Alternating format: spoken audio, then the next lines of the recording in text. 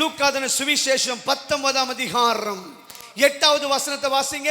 19:8. சகையு நின்று கர்த்தரை நோக்கி, ஆண்டவரே, என் ஆஸ்திகளின் பாதியை ஏழைகளுக்கு கொடுக்கிறேன். நான் ஒருவனிடத்தில் எதையாகிலும் அநியாயமாய் வாங்கினதுண்டானால் நாளத்தனையாக திரும்ப செலுத்துகிறேன் என்றார். ஹalleluya. What kind of repentance? எப்படிப்பட்ட ஒரு மனம் திரும்புதல், எப்படிப்பட்ட ஒரு தாக்கம் சகையுக்குள்ளாக எழும்பி நிற்கிறது என்பதை உற்று கவனியுங்கள். தேவனுடைய பிள்ளைகளே, எரிகோவுக்கு ஆண்டவர் பிரவேசிக்கும் பொழுது, எரிகோவை நோக்கி வரும் பொழுது, ஆண்டவரை ஆசையோடு பார்ப்பதற்கு எந்த எதிர்பார்ப்பும் இல்லாமல் எப்படியாவது இயேசுவை பார்த்துவிட வேண்டும் என்று மிகப்பெரிய ஆதங்கத்தோடு, மிகப்பெரிய தாகத்தோடு சகை ஓடி வருகிறான். பல காரியங்களை செய்கிறான், அநேக யுக்திகளை கையாளுகிறான். எப்படியோ காட்டத்தி மரத்து மேலே ஏறிவிட்டான். ஆண்டவரை பார்த்து விட்டான், ஆண்டவர் அவனை பார்த்து விட்டார். இப்பொழுது மிகப்பெரிய ஒரு அழைப்பு சகையுக்கு வருகிறது. இறங்கி சீக்கிரமா, நான் உன் வீட்டுக்கு வரட்டும். எத்தனை பேர் ஆமென் சொல்றீங்க? ஹalleluya. எரிகோக்கு நேராய் நடந்து வந்த இயேசுவை தன்னுடைய முயற்சினாலே தன் பக்கமாய் வசியப்படுத்தி தன் வீட்டிற்கு அழைத்து செல்கிறான் சகையு. எவ்வளவு பிஸியா ஆண்டவர் இருக்கிறார் ஊழியத்தில், எவ்வளவு காரியங்களை செய்ய வேண்டும். அநேக கூட்டங்கள் இயேசுக்கு பின்பாக சுற்றி கொண்டே இருக்கிறது. எப்படியா சுகத்தை பெற்றுக் கொள்ளலாமா, இயேசுவை தொட்டு விடலாமா என்று இயங்கிக் கொண்டிருக்கிற ஜனத்தின் மண்டையிலே வீட்டுக்கு வா என்று கூப்பிடாமலே ஆண்டவரே அவன் வீட்டுக்கு செல்கிறார். எத்தனை பேர் ஆமென் சொல்றீங்க? ஹalleluya. நன்றாய் கவனிக்க வேண்டும். இப்போது இயேசு அவன் வீட்டுக்கு போனார். சகையு வீட்டில் யார் இருக்கிறது? இப்போ இயேசு கிறிஸ்து சகையு வீட்டில் இருக்கிறார். இருந்த உடனே நல்லா கவனிக்கணும், பைபிள் தெளிவா சொல்லுது, இயேசு ஒரு வார்த்தையும் உன் பாவத்தை விட்டு மனம் திரும்புன்னு பேசல. ஆமாவா இல்லையா? நீ பாவத்தை நீ பண்ற, நீ சம்பாதித்த பணம் எல்லாம் அக்கிரமத்தினால வந்ததுடா, நீ ரொம்ப பாவத்தில் இருக்கிறடா என்று ஆண்டவர் ஒருபோதும் சகையை பார்த்து சொல்லவே இல்லை. தேவ பிரசன்னம் அவனுடைய வீட்டில் வந்த பொழுது, தேவனுடைய அன்பினால் அவன் உள்ளம் நிரப்பப்பட்ட பொழுது, இதயத்தில் குத்துண்டவனாய் தன் செய்த பாவத்தை அறிக்கை செய்து, ஆண்டவரே, இவைகள் எல்லாவற்றையும் விட்டு விடுகிறேன், நீரே எனக்கு சொந்தம், உம்முடைய அன்புதான் எல்லாவற்றை காட்டிலும் மேன்மையானது என்று தன்னை உணர்ந்தவனாக தன் வாழ்க்கையை அர்ப்பணித்து விடுகிறான். எத்தனை பேர் ஆமென் சொல்றீங்க? ஹalleluya. இன்னைக்கு ஆண்டவர் சொல்றாரு, உங்களுடைய மனம் திரும்புதல் கர்த்தரை இம்ப்ரெஸ் பண்ணிடும். ஹalleluya.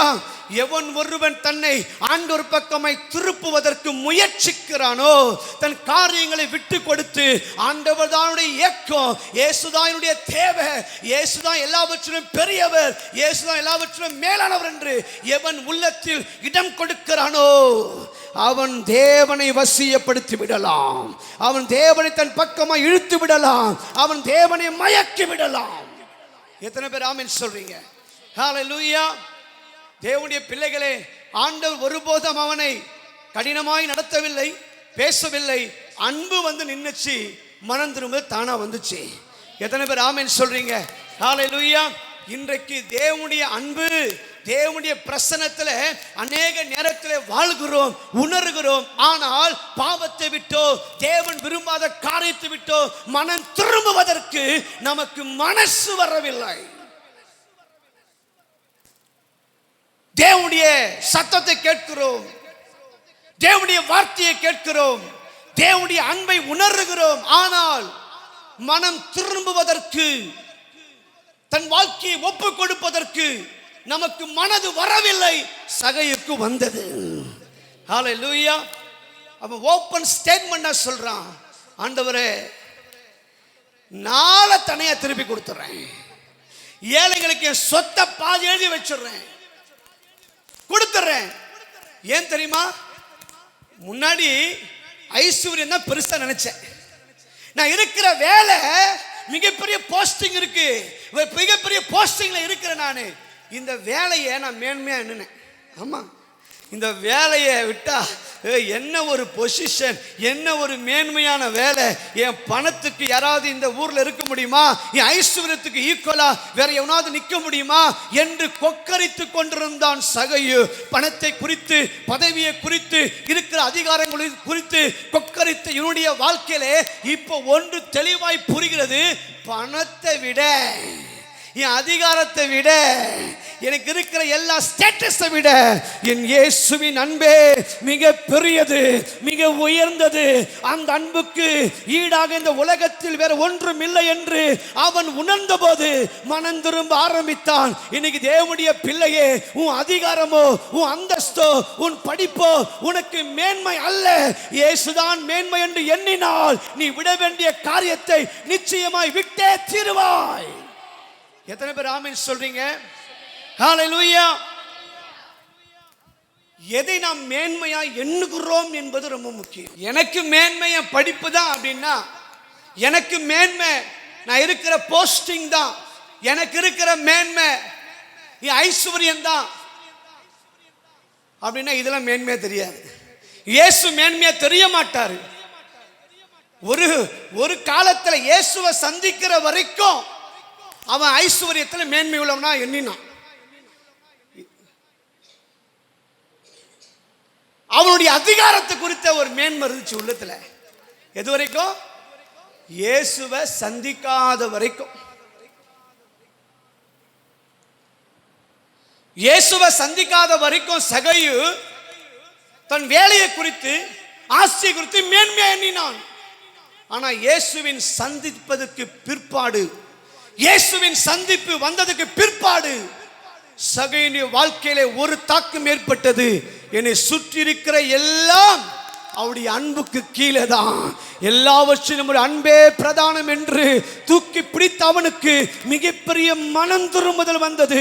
அந்த மனம் திரும்புதல் மூலியமாய் கர்த்தரை தன் பக்கமாய் வசியப்படுத்தினான். ஹல்லேலூயா. நீங்க ஆண்டவர் சொல்றாரு, மனம் திரும்ப வேண்டிய காரியத்தில் நாம் மனம் திரும்பித்தான் ஆக வேண்டும். இயேசுவின் அன்பு பிரதானமா தெரிஞ்சிச்சுன்னா, இயேசுவின் அன்பு தான் எல்லா அன்பை காட்டிலும் முக்கியம்னு தெரிஞ்சிச்சுன்னா, சில காரியங்களை விட்டு தான் ஆக வேண்டும். அப்படிதான் கர்த்தரை இம்ப்ரெஸ் பண்ண முடியும். எனக்கு இந்த அன்பும் வேணும், அந்த அன்பும் வேணும், எனக்கு உலகமும் வேணும், பரிசுத்தமும் வேணும், அசுத்தமும் வேணும், நீதியும் வேணும். இல்லை, ஏதாவது ஒண்ணுதான். எத்தனை பேர் ஆமென் சொல்றீங்க? ஹல்லேலூயா. சகையு ரெண்டுல ஒண்ணுதான் ஆப்ஷன், ஒண்ணுதான். இயேசுவா உலகமா? அவன் சொல்றான், இயேசுதான்யா, இயேசுதான் உலகம். எனக்கு நிம்மதி கொடுக்காதியா. உலகத்தின் ஐஸ்வர்யங்கள்லாம் ஒன்றும் அழிஞ்சு போயிடும், எல்லா சொத்து சுகம்லாம் ஓடி போயிடும், அதிகாரம் அந்தஸ்தெல்லாம் பாழாய் போயிடும். ஆனா ஒன்னு தெரியும், இயேசுவின் அன்பு பிரதானமா இருப்பதனால அந்த அன்பை நான் மேன்மையா கருதுவேன். அதனால நான் மனம் திரும்ப ஆசைப்படுறேன், என் வாழ்க்கையை அர்ப்பணிக்க ஆசைப்படுறேன். இயேசுவின் அன்பே பிரதானம். ஹல்லேலூயா. மனம் திரும்புதல் இயேசுவை தன் பக்கமாய் வசியப்படுத்திவிடும். எத்தனை பேர் ஆமென் சொல்றீங்க? ஹல்லேலூயா. இன்னைக்கு ஆண்டவர் எதிர்பார்ப்பதெல்லாம் அதுதான். தேவ பிரசன்னத்தில் வந்தவனே அவன் உணர்த்தப்படுகிறான். குத்துது, இதயம் குத்துது.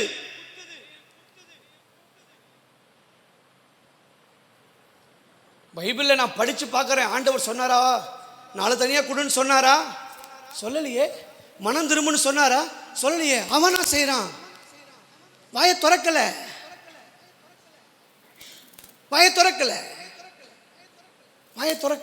பரிசுத்தம் உள்ள வரும் பொழுது மனம் திரும்புது தானா வரத்தானே செய்யும். பரிசுத்தம்ங்கிற கிறிஸ்து வீட்டுக்குள்ள வந்த பொழுது பாவ உணர்வடைந்து குத்தப்பட்டவனாய் இயேசுவே எனக்கு வேண்டும் என்று அர்ப்பணித்த சகையை போல இன்றைக்கு தேவனுடைய பிள்ளைகளாய் உமக்கு பிரியமில்லாத எந்த காரியமெல்லாம் என்னை ஒட்டி கொண்டிருக்கிறதோ, என்னை சுற்றி கொண்டிருக்கிறதோ, என்னை அழித்து கொண்டிருக்கிறதோ, அவைகளை விட்டு என் தேவனுக்கு நேராய் திரும்புவதற்கு என் வாழ்க்கையை மீண்டுமாய் அர்ப்பணிக்கிறேன். மனம் திரும்புதல் என்ன சொல்லுங்க? மனம் திரும்புதல் என்ன சொல்லுங்க? மனம் திரும்புதல். மனம் திரும்புதல் என்றால் வெறும் வருத்தப்படுவதல்ல, நான் செஞ்சிட்டேன் ரொம்ப வருத்தப்படுறேன் அப்படின்றது அல்ல. பாவத்திலிருந்து விலகி தேவன் பக்கமாய் திரும்புவதுதான் மனம் திரும்புதல். வருத்தப்படுவது எல்லாமே படுவாங்க, ஐயோ பண்ணிட்டேன், ஆமா ஆமா ஆமா. ஆனால் பாவத்தை விட்டு அவர் பக்கமாய் திரும்புகிறவர்கள் தேவனுக்கு தேவை. எத்தனை பேர் ஆமென் சொல்றீங்க? ஹல்லேலூயா. இதுதான் தேவன் எதிர்பார்க்கிறார். தேவனுடைய இதயத்தினுடைய அங்கலாய்ப்பெல்லாம் இதுதான். இன்னைக்கு ஆண்டவரை எப்படி இம்ப்ரெஸ் பண்ண முடியும்? நாம் மனம் திரும்புவது மூலியமா அவரை இம்ப்ரெஸ் பண்ணிடுவேன். இதுக்கு முன்னாடி பொய் சொன்னேன், திருன்னேன், பெண்களை இச்சோடு பார்த்தேன், இப்ப பார்க்கறதுல மனம் திரும்பிட்டேன்.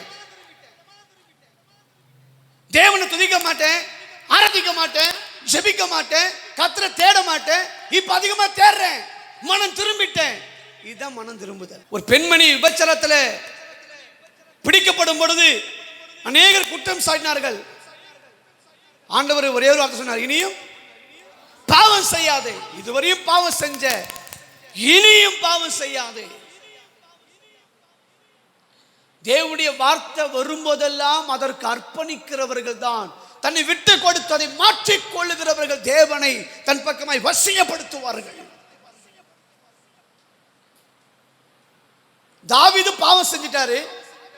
நாத்தான் தீர்க்கதரிசி போய் சொல்றாரு, நீ தேவனுக்கு விரோதமா பாவம் பண்ணிட்ட. உடனே அவன் பாவத்தில் குத்தப்பட்டவனாய், இதயம் குத்தப்பட்டவனாய் தேவ சமூகத்திலே, ஆண்டவரே சுத்த இதயத்தை என்னிலே சிருஷ்டியும், நான் பலவீனமானவன், பாவத்தில் விழுந்து விட்டேன், இனிமே நான் அதை செய்யாதபடிக்கு சுத்த இதயத்தை என்னிலே சிருஷ்டியும் என்று கேட்டான். கர்த்தரை கவர்ந்து விட்டான். எத்தனை பேர் ஆமென் சொல்றீங்க? சில காரியங்களை தேவன் விட சொல்றாரா, விட்டுணும். சில காரியங்களை பண்ண சொல்றாரா, பண்ணிடணும். காம்ப்ரமைஸ் பண்ணக்கூடாது.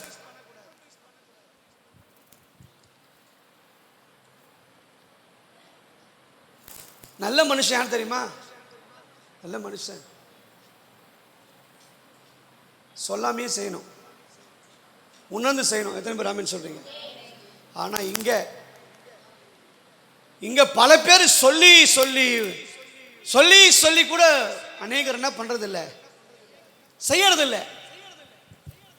இயேசு சொல்லாமலே செஞ்சுட்டான், சொல்றதுக்கு இடம் கொடுக்கல, மனம் திரும்பிட்டான். எத்தனை பேர் ஆமென் சொல்றீங்க? நான் சில நேரத்தில் இப்படி தைரியமா அப்படி சொல்ல முடியும். என்ன தெரியுமா சொல்ல முடியும்? ஆண்டவர் கடைசி காலத்தில் நியாயம் தீர்ப்பார், ஆமாவா இல்லையா? நியாய தீர்ப்புன்னு ஒரு நாள் வச்சிருக்கிறார் எல்லாருக்குமே. அந்த நியாய தீர்ப்புல எந்தெந்த சபையை, எந்தெந்த விசுவாசிகளை எப்படி நியாயம் தீர்ப்பார்னு தெரியல. I don't know how you going to judge the people of God. தேவனுடைய பிள்ளைகளை எப்படி நியாயம் தீர்ப்பான்னு தெரியல. ஆனா இந்த சபையை என் ரத்தத்தில் எழுதி சொல்றேன், என் பிரசங்கத்தை வச்சு தான் நியாயம் தீர்ப்பார்.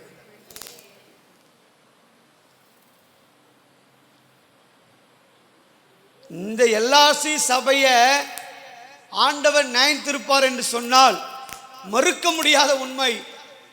இங்கே நான் பண்ண பிரசங்கத்தை வச்சு தான் நீங்கள் நியாயம் தீர்க்கப்படுவீர்கள். I don't know about other church or others. ஆனால் எனக்கு ஒன்று தெரியும், என் ஆவியிலையும் அபிஷேகத்திலையும் தேவன் சொல்லுவா, அன்னைக்கு நான் பேசினேன் தெரியுமா உனக்கு, நீ கவனிச்சு மனம் திரும்பினியா, இதை வச்சு தான் நியாயம் தீர்ப்பார். டேட்டு டைம் போட்டு சொல்லுவார். உபவாச கூட்டத்தில் 4ஆவது நாள் உபவாச கூட்டம், இத்தனை மணிக்கு இன்னைக்கு இப்படி பேசுறேன், உனக்கு தான் பேசுறேன், நீ மனம் திரும்பினியா, அன்னைக்கு இந்த நாளில் இந்த 3 நாள் கூட்டத்தில் கடைசி அவங்க கூட பேசுறேனே, ஒப்பு கொடுத்தியா? இந்த எண்ணெய் வச்சு என் பிரசங்கத்தை வைத்தான் இந்த சபை மக்களை கர்த்தர் நியாயம் தீர்ப்பார் என்பதுக்கு மாற்று கருத்து கிடையாது. அது நான் முன்னாடி போறோம், பின்னாடி வரீங்களோ இல்லை மொத்தமாக போறோம் எப்படியோ, நீங்கள் என் நினைவு கூறுவீர்கள். எத்தனை பேர் ஆமென் சொல்றீங்க? ஹல்லேலூயா. இன்றைக்கு மனம் திரும்புதல் நமக்கு அவசியம், ஆமாவா இல்லையா? எப்போ மனம் திரும்புவாங்க சொன்னேன், எப்போ மனம் திரும்புவாங்க சொல்லுங்க? எப்போ மனம் திரும்ப ஒரு மனுஷன்? கரெக்டாக என் இதயத்தில் கை வைங்க பார்க்கலாம். என் இதயத்துல கை வைங்க பார்க்கலாம். எப்போ ஒருவன் மனம் திரும்புவான்? கரெக்டா சொல்லுங்க பார்க்கலாம். 500 ரூபாய் நோட்டு தரேன். இப்போ எப்பொழுது ஒருவன் மனம் திரும்ப முயற்சிப்பான், மனம் திரும்புவான்? புரியல?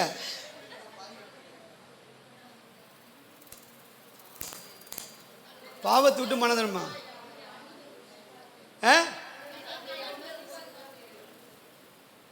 ஏதோ 10 மார்க் 5 மார்க் தரேன் உங்களை வச்சுக்க. எப்பொழுது ஒருவன் மனம் திரும்புவான்னு சொன்னால், எவன் ஒருவன் தேவனுடைய அன்பை மேன்மையாக பிரதானமாக எண்ணுகிறானோ அவன் தான் மனம் திரும்புவான். ஆமாவா இல்லையா? பாவத்தை விட்டு அறிக்கை செய்யணும், அறிக்கை செய்யணும், அறிக்கை செய்யணும் சொல்லுகிறேன். தேவனுடைய அன்பு சகேயு கிட்ட ஆண்டவர் மனம் திரும்புன்னு பெரிய பிரசங்கெல்லாம் செய்யல. இந்த மாதிரி பிரசங்கம் பண்ணல. வீட்டில் போய் டீ சாப்பிடுங்கிறாரு, மனம் திரும்பிட்டான். உள்ள போனாரு, மனம் திரும்பிட்டான் சகேயு. ஏன்னா சுத்தி பார்த்தான், எல்லா உலகத்தின் அன்பை காட்டிலும் உங்க அன்புதாயா உண்மைன்னு உணர்ந்தான், பாவத்தை விட்டுட்டான். எப்படி சொல்றீங்க இத? எப்படி சொல்றீங்க? உங்க அன்பு பிரதானம் சொல்லி அவன் எப்படி உணர்ந்தான்? நான் கேட்டேன் அவர்கிட்ட, நீங்க கேட்க மாட்டீங்க. நான் கேட்டேன், எப்படி உணர்ந்தான் அவன் அன்பு? கரெக்டா இப்படி எப்படி வச்சு நீங்க ஒன்றும் பேசல. பேசினாரா? மனம் திரும்ப சொல்லி பேசினாரா? பைபிள் இருக்கா? அப்படி நாலு தனியா குத்துறேன்றான். நாலு தனியா கொடுக்குறேன், ஏழைக்கு பாதி சொத்தை எழுதி வச்சுறேன்றான். எப்படி? ஒரு கான்வர்சேஷனுமே போலையே. வீட்டுக்கு போனார்னு மாறி போயிட்டான். எப்படி ஆண்டவரே அப்படின்னு ஒன்று ஆண்டவர் சொன்னாரு. அன்பு என் அன்பு பிரதானமா தெரிஞ்சது, அதனால மனம் திரும்ப தானா வந்துடுச்சு அப்படின்னாரு.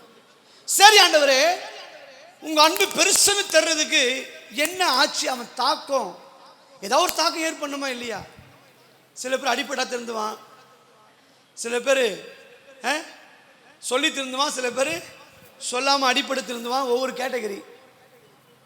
எப்படி அப்ப சகையு மனம் திரும்பினானே? எப்படி மனம் திரும்பினான்னு கேட்டா, ஒரு வசனத்தை ஆண்டவர் காண்பித்து கொடுத்தார்.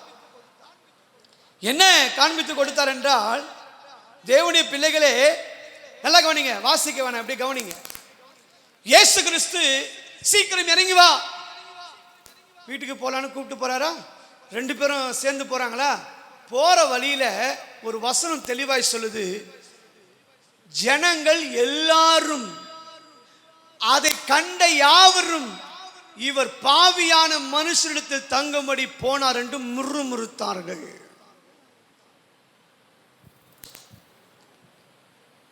இதுவரைக்கும் யோசித்தா இருக்கிற, எதிரில் இருக்கிற, பக்கத்தில் இருக்கிற, கூட இருக்கிற எல்லாருமே என்ன நேசிக்கிறாங்கன்னு நினைச்சான். இவங்க அன்பு எல்லாம் உண்மையான அன்பு நினைச்சான். ஆனா இயேசு கூட வரும்பொழுது உண்மை வெளியே வந்துடுச்சு. என்ன சொல்றாங்க? அதை கண்ட சிலர்னு போட்டுக்கா, யாவரும் போட்டிருக்கா? யாவரும்னா அந்த கூட்டத்தில் இருக்கிற எல்லாருமே. ஒரே வார்த்தை தான். என்ன சொல்றாங்க? பாவியான மனுஷனிடத்தில் தங்கும்படி போனான்னு முறுமுறுக்கிறாங்க. பார்க்கறான், முறுமுறுக்கிறது கேட்காம இருக்குமா? பார்க்கறான். இதுவரையும் யோசிச்சா இவங்க அன்பு உண்மை, அவங்க அன்பு உண்மைன்னு சொல்லி பல காரியங்களை யோசித்து இவனுக்கு மிகப்பெரிய ஒரு அதிர்வு. எல்லாரும் முறுமுறுத்து ஒரு வார்த்தையை சொல்றாங்க, இவன் மிகப்பெரிய பாவி என்பதை சொல்லுகிறார்கள். தேவனுடைய பிள்ளைகளே, இப்போ உணர்வு அடைகிறான். என்னை நேசித்தவங்க எல்லாருமே என்ன பாவி என்ன பண்றாங்க? என்னை ஒதுக்குறாங்க, ஒரு மாதிரி பேசுறாங்க. ஆனா இந்த பாவி வீட்டில் தங்குறீங்களே, இப்ப புரிஞ்சுக்கிட்டேன். என்னை சும்மா சும்மா சும்மா சும்மா எல்லாரும் என்னை சுத்தி வந்த எல்லா அன்பும் பொய்யான அன்பு. நீங்க தேடி வந்த அன்புதான் உண்மையான அன்பு என்பதை அவன் உணர்ந்தவனாய் தேவனுடைய இதயத்தில் ஹல்லேலூயா இடம் பிடித்த ஒரு மிகப்பெரிய காரியத்தை செய்து விடுகிறான். எத்தனை பேர் ஆமென் சொல்றீங்க? இன்னைக்கு உங்களை சுத்தி இருக்கிறவங்க எதையோ பெற்றுக்கொள்வதற்காக தான் அவங்கள லவ் பண்றாங்க. எதையோ கிடைக்க வேண்டும் என்று உங்ககிட்ட, நீங்க சக யாரு? 2 காரியம் சொன்னேன். சகை யாரு? ஆயக்காரன் தலைவன், போஸ்டிங் பெருசு. 2வது ஐஸ்வர்யவான். 4 பேரு எப்படியோ ஏங்க எதையாவது வாங்கறதுக்காக அப்படி பண்ண இல்லையா சார்? உங்க லெவல் வேற சார். உங்களை மாதிரி ஐயோ நீங்க நடக்கும் போது சார், நீங்க பார்க்கும் போது சார், ஐயோ நீங்க பேசினா முத்து முத்தா கொட்டுது சார். கண்டிப்பா 4 காக்கா பிடிக்கிறதுக்கு 4 குரூப் இருக்கும். இப்போ காக்கா பிடிச்சவன் வாங்கினவன் கூட முறுமுறுக்கிறான். 10க்கு எரியுது வயிறு. இயேசுவை தொட கூட முடியல, பார்க்க முடியல, வீட்டுக்கே கொண்டு போறானே. ஒரு மாதிரி ஆயிட்டான். இன்னைக்கு தெளிவாய் ஒரு காரியத்தை புரிந்து கொள்ள வேண்டும். இன்னைக்கு நீங்க நேசிக்கிற ஒரு சில அன்பு எதையோ எதிர்பார்த்து உங்களை நேசிக்கிறது. எதையும் எதிர்பார்க்காமல் நேசிக்கிற ஒரே ஒரு அன்பு உலகத்தில் இருக்குமானால் இயேசுவின் அன்பை தவிர வேற ஒன்றும் இல்லை என்று எத்தனை பேர் சொல்ல முடியும்? நல்ல கையை தட்டி ஒரு ஆமென் சொல்ல மாட்டீங்களே. ஹல்லேலூயா. இப்போ இந்த ஒரு சூழ்நிலை இவனுக்கு மிகப்பெரிய தாக்கத்தை ஏற்படுத்துது. ஆண்டவர் காண்பித்து கொடுத்த ஒரு வசனம் இந்த வார்த்தை தான். அதை கண்ட யாவரும் இவனை பாவின்னு ஒதுக்குறாங்க. ஆனா ஒருவர் மட்டும் தோல்ல கை போட்டு நடந்து போறாரு. கண்ட யாவரும், கண்ட யாவரும், யாவரும் மீன்ஸ் யாவரும். மேபி பிஏவா இருக்கலாம், மேபி அவனுக்கிட்ட 10 லட்சம் வாங்கி சாப்பிட்டவனா இருக்கலாம், கூட நண்பனா சிநேகிதனா பழகினவனா இருக்கலாம். யாவரும் மீன்ஸ் யாவரும். எல்லாரும் பாவின்னு ஒதுக்குறாங்க. ஒருவர் மட்டும் வடையான் தங்கம்னு கூட்டு போறாரு. உள்ள யோசிக்கிறான், வாங்கி சாப்பிட்டான், கூட நின்னான், நேத்தானே ஒன்னா சாப்பிட்டான். இவன் தான் என்னை புகழ்ந்தான், இன்னைக்கு முறுமுறுக்கிறான், இன்னைக்கு ஒரு மாதிரி பேசுறான். ஆனா என்னை பார்த்த உடனேயே பாவின்னு எல்லாம் சொல்லும் போது கூட திருப்பி விட்டுட்டு என்னை நடுரோட்டில் விட்டுட்டு போல. அவங்க பல பேர் பல விதமாக பேசிட்டோம். நான் வரேன்டா, நான் இருக்கிறேன்னு சொல்லி அனைத்து முத்தமிடுவதற்கு அவர் இருக்கும் பொழுது இனிமேல் நான் பாவத்தில் வாழ மாட்டேன், இனிமேல் அக்கிரமத்தில் உமிழ்ந்து போக மாட்டேன். இயேசுவின் அன்பு எனக்கு பிரதானமாய், இயேசுவின் அன்பு எனக்கு மேன்மையாய் இருக்கும் பொழுது எல்லாவற்றையும் விட்டு விடுவதற்கு நான் ஆயத்தம். எத்தனை பேர் ஆமென் சொல்றீங்க? அல்லேலூயா. இன்னைக்கு சில காரியங்களை நீங்கள் விட்டு விட வேண்டும். தேவன் விரும்பாத, தேவன் எதிர்க்கிற சில தீமையான காரியங்களை விட்டு விடுவதற்கு ஆயத்தம் என்று சொல்லுகிற ஒருவர் இந்த சத்தத்துக்கு அடிபணிந்தால், அர்ப்பணிந்தால் தேவன் நீங்கள் கவர்ந்தெடுத்து விடலாம். இப்போ எனக்கு என்ன ஆச்சரியம், எல்லாரும் பாவின்னு சொன்னவனே உடைஞ்சு போய் இயேசுவோடு கூட போகும்போது இயேசு சிரித்த முகத்தோடு அவன் கூட பேசுறாரு. எல்லாம் எங்க முறுமுறுக்கு எப்படி இருப்பான்? முறுமுறுக்கிறவன் எப்படி இருப்பான்? முறுக்கு வைக்கிற மாதிரி இருப்பான். ஆமா இல்லையா? எப்படி இருப்பான்? முறுமுறுக்கிறவன் முறுக்கு போல இருப்பான், முறுக்கு சுடுற போல இருப்பான். அல்ல,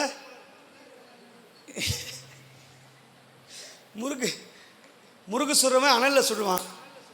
அவனுக்கு ஒரு இது இருக்குமா இல்லையா?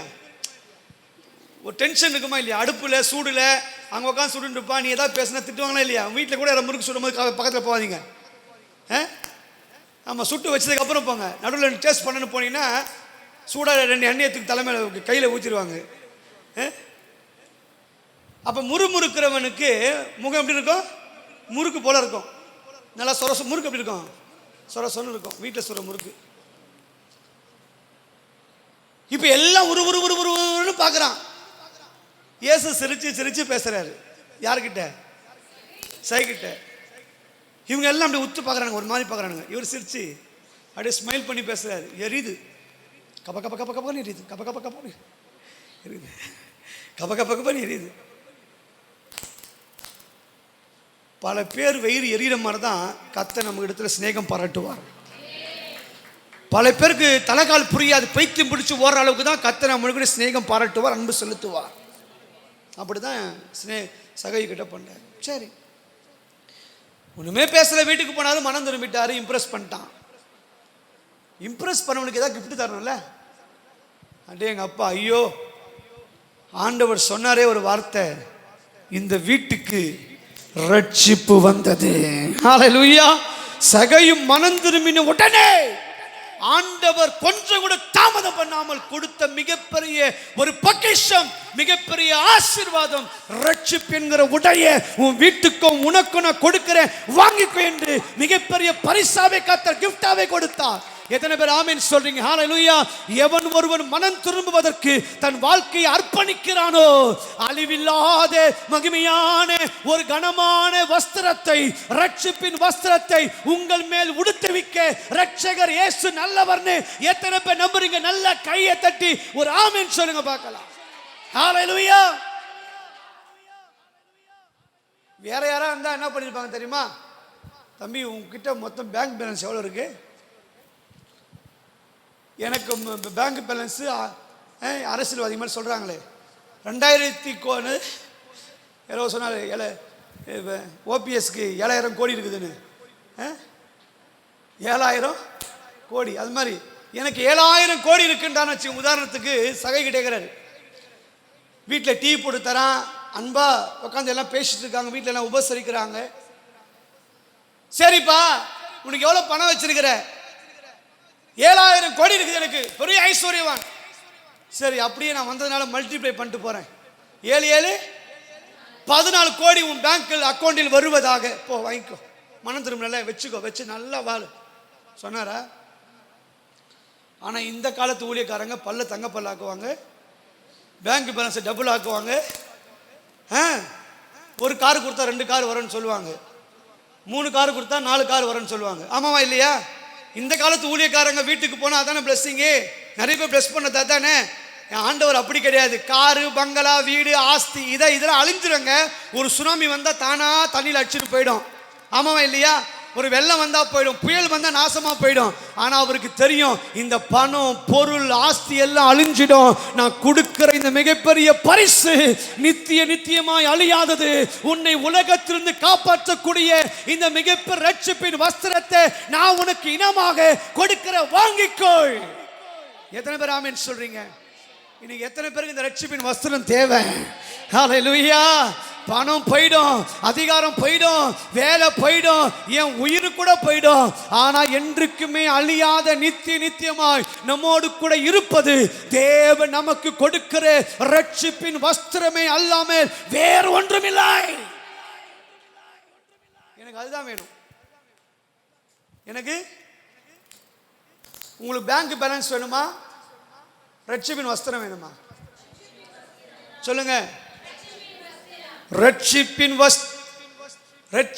வஸ்திரம் என் கையில் ஏந்தி, ஒரு பாட்டு எதற்குல, ரட்சகா உம்மை தூதிப்பே, வாருங்க என் இயேசுவே வயல்வெளிக்கு போவோம், அங்கே என் நேசத்தின் உச்சிதங்களை உமக்கு கனியாய் கொடுப்பே.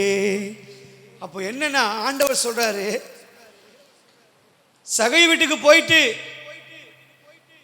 7000 கோடியை 14,000 கோடியா மாத்திருந்தனா பரவாயில்ல.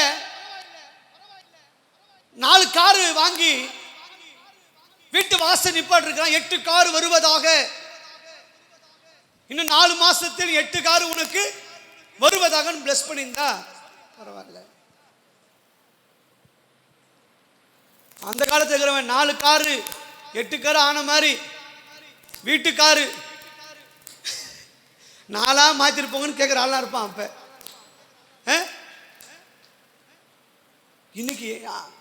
இன்னைக்கு இருக்கிற காரியங்கள் தேவனுடைய பிள்ளைகளை தெளிவாய் ஒன்றை புரிந்து கொள்ள வேண்டும்.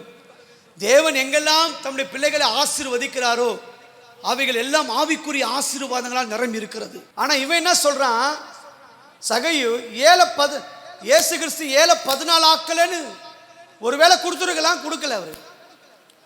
ஏன்னா பணம் அழிஞ்சு போயிடும் இயேசுக்கும் தெரியும். ரட்சிக்கப்பட்டான்ல சகை தெரியும். இப்போ சொல்றான் சொத்துல பாதி எப்படின்றான். அப்ப 7 எவ்வளோ ஆயிடுச்சு? 7 பாதி எவ்வளோ?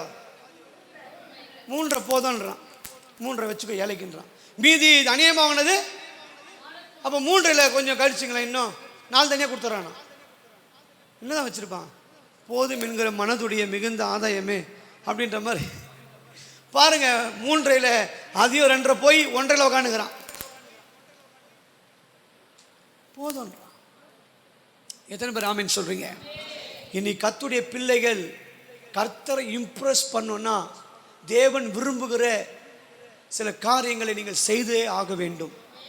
தேவன் வெறுக்கிற சில காரியங்களை உதறி தள்ளித்தான் ஆகணும். தேவனுக்கு பிடிக்கலையா அதை விட்டுருங்க. கோபமா, வீண் வைராக்கியமா, பாவமா, இச்சையா, தேவையில்லாத உறவா, தேவையில்லாத காரியமா, தேவையில்லாத மனசோடு பழக்கமா விட்டுருங்க. ஏன்னா எல்லாத்தையும் விட இயேசு பிரதானமா தெரியணும். இயேசுவின் அன்பு பிரதானமா இருக்கணும் உங்களுக்கு.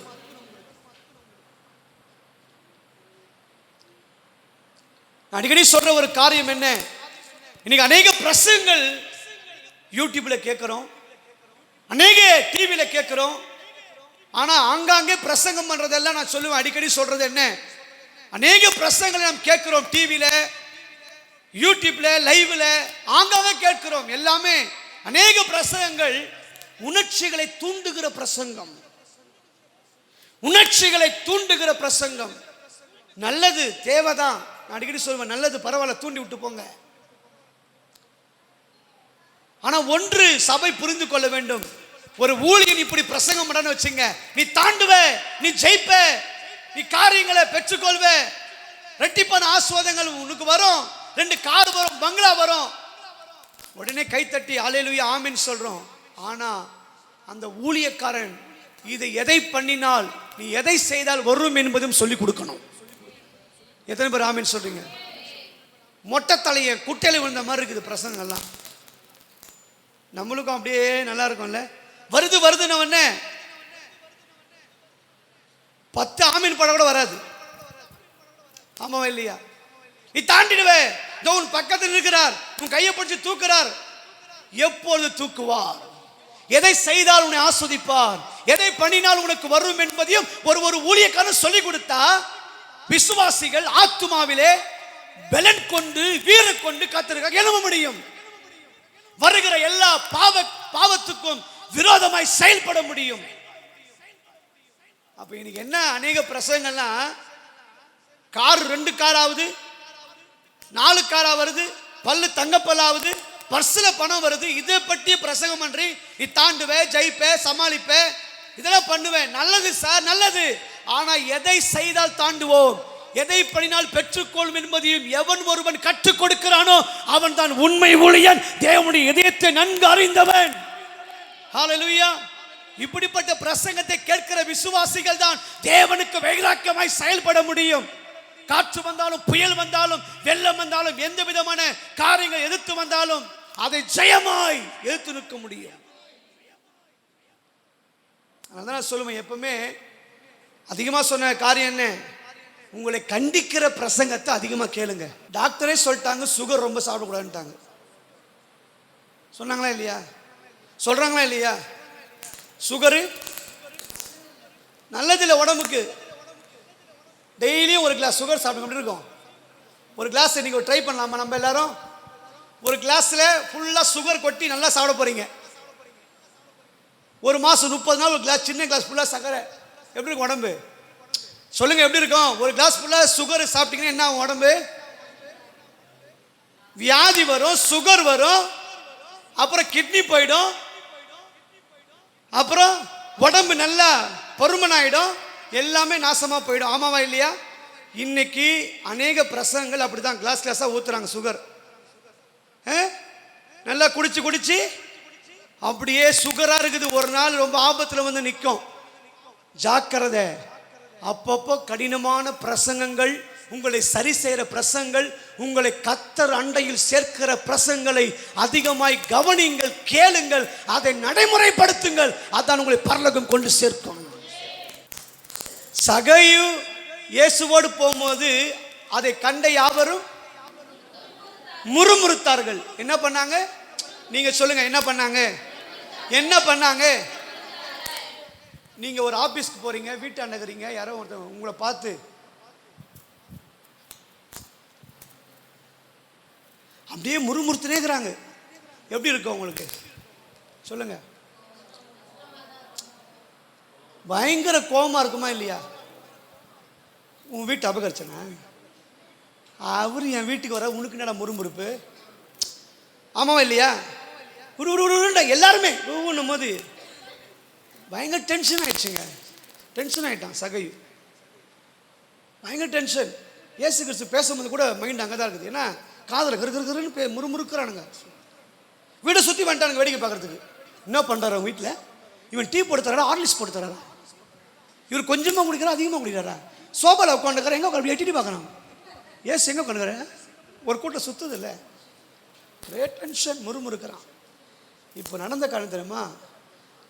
பாவியா, இவன் பாவி என்று சொல்லும்பொழுது எல்லாரும் முறுமுறுத்தாங்க, இவன் கஷ்டப்பட்டான். ஆனால் ரட்சிப்பின் வஸ்திரம் மேலே உடுத்துனதுக்கு அப்புறம் இவன் யார் என்ன சொன்னாலும் அது உள்ள போல கேர் பண்ணல. அதுதான் உண்மையான ரட்சிப்பு. இன்னைக்கு ஆண்டவர் என்ன சொல்றாரு? உண்மையான ரட்சிப்பின் வஸ்திரம் உனக்கு இருக்குமானால் யாரு என்ன சொன்னாலும், யாரு முறுமுறுத்தாலும், யாரு உனக்கு விரோதமா என்ன பேசினாலும் ஐ டோன்ட் கேர்னு சொல்லக்கூடிய ஒரு தெம்பு, தெனாவட்டு, கர்வம், ஆணவம், இருமாப்பு உனக்குள்ள வரும். முன்னாடி இல்லை. யாருக்கு?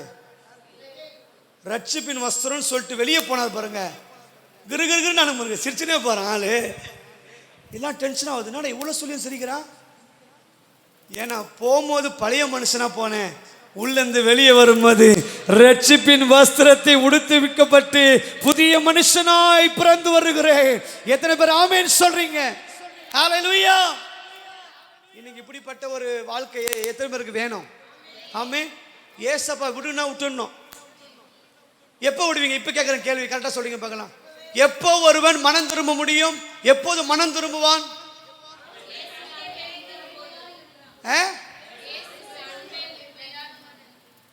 இயேசுவின் அன்பு பிரதான அன்பு என்பதை எவன் உணர்கிறானோ அவன் மனம் திரும்பியே ஆவான்.